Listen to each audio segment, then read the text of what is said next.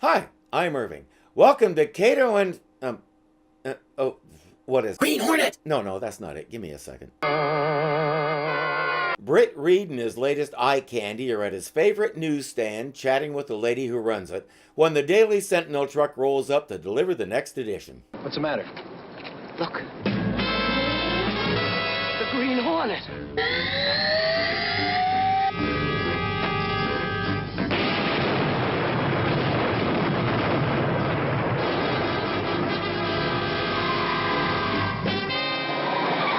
The truck driver is killed, so the Green Hornet has a murder hanging over him with a dozen witnesses, including Britt Reed. I tell you, it wasn't something like it or sort of like it. It was Black Beauty. An exact duplicate from the rockets to the magnesium wheels. It's incredible, Britt. How? How could anybody copy your car so exactly? It's not the how that bothers me, Frank. It's the who and the why. At least Frank knows Britt hasn't gone bad since he was on the wrong end of those rockets. Just then, Mike Axford calls. I thought you'd want to call in the crew to get out an extra.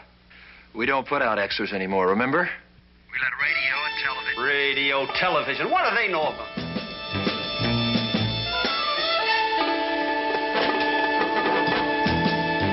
Brady's here. What's he doing there?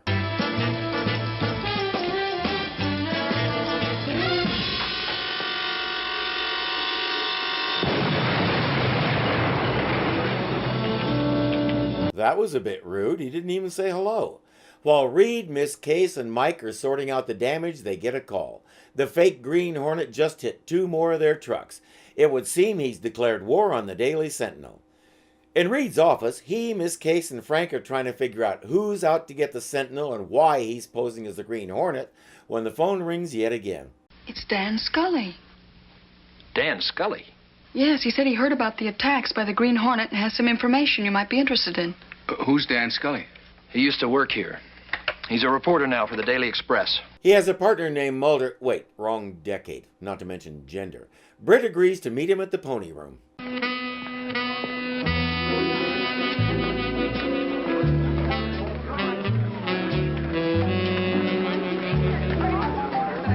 The servers wear horse tails and manes. I can see her turning around too quick and whapping somebody in the face with that tail. So you're not happy at the Express? Well, maybe I just don't like having a woman as a managing editor. Maybe I'm insecure about my masculinity. Sitting a little close there, aren't you, Britt? Especially a woman like Sabrina Bradley. I've never seen a harder, tougher, more ruthless dame in my life. I know. Sabrina and I are, well, not exactly friends, acquaintances.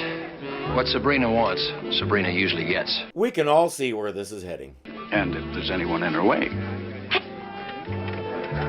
What are you trying to tell me, Dan? You're in her way, Mr. Reed. She wants to make the Express the #1 paper in the city, and the Sentinel is her biggest obstacle. I can't prove anything. Prove what? She hired the Green Hornet to try to wreck the Sentinel. Put you out of business long enough for the Daily Express to move in and grab a big chunk of your circulation. But I happen to know she didn't hire me. Oops. Well, what about Simon Neal? Simple Simon. Simple Simon? Now, that's what we call him around the Express. But he's still the publisher and the owner. Just a name painted on his office door. He's never there. He's too busy living it up. Sabrina is the real power over there, and everybody knows it. She's talking to her society editor about a party Simon is throwing. He's to cover it. One more thing. Mr. Neal may have an announcement to make tomorrow night. Be prepared for it. I already am. And may I be the first one to congratulate you. Yes, her ultimate goal is to marry the owner. She refuses a call from Britt Reed and chases Felix out of her office.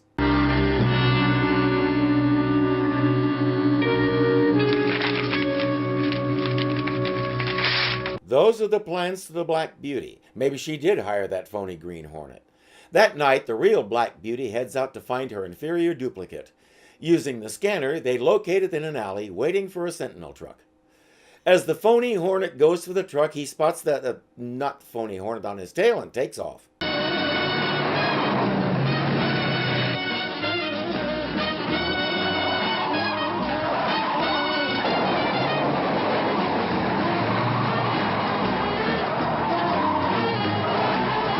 We do like our extended car sequences in this show. even when the cars aren't doing anything. Rockets might be useful along about now. Instead, it gives them the slip. Time to use the scanner again. Commerce Street.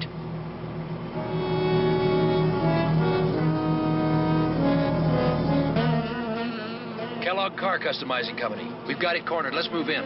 Don't bet on it. Places like that have been known to have more than one door. And I want to hear you say cornered in the Kellogg Car Customizing Company 3 times fast. All right, Kato, let's go. A gunshot. Blast that door. Who are they going to get blamed for killing this time?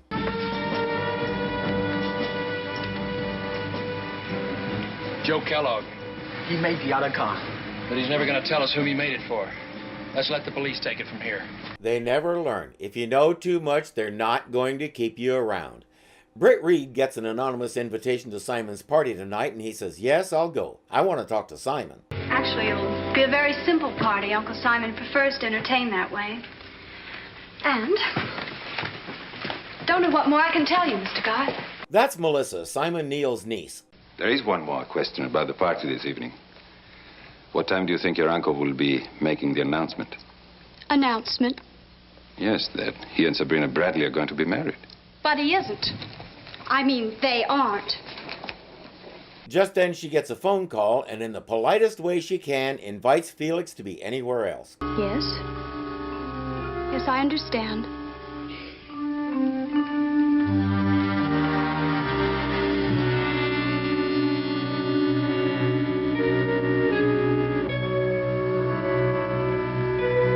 At the party, we meet Uncle Simon.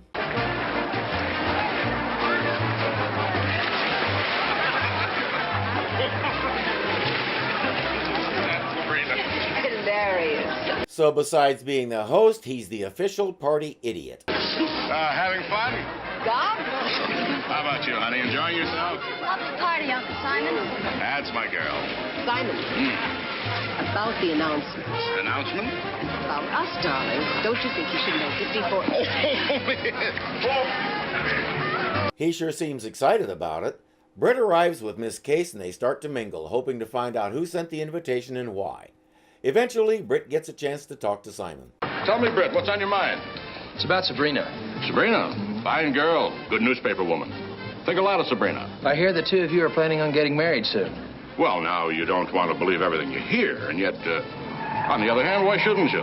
Thanks for clearing that up. They don't get a chance to talk anymore because the Green Hornet drives up. It's the Green Hornet! That should be their first clue that this isn't really the Green Hornet, because anybody who's seen him or has a friend of a friend of a friend who's seen him knows he doesn't drive himself and he's never alone. But they're too far into panic mode to notice. Hello, Mr. Reed. Why does he sound like George Takei? Showdown for a long time now. And now you're going to have it. Goodbye, Mr. Reed.